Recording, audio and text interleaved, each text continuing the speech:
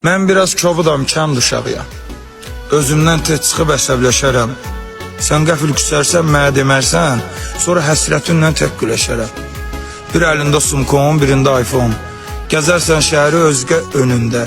Bir gün uşaq kimi giyinərsən, don şıltaq görünərsən güzgü önündə. Gəlkən də bax gör burada necədir. Heç kim avam deyir, ya da ki çoban. Gördün ki qaranlıq, saat gecədir, bir yat tapanmazsan, küçədə duram.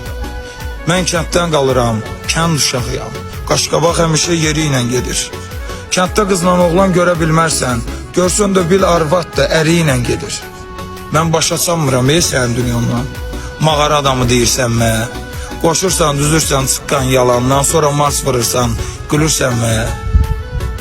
Başıma dönərəm, kəndimə gəlsin, şəhərdə olandan kətdə də olur. O türkülər demişkən kəndinə gəlsin, görərsən xoşbəxtlik kətdə də olur. Hə?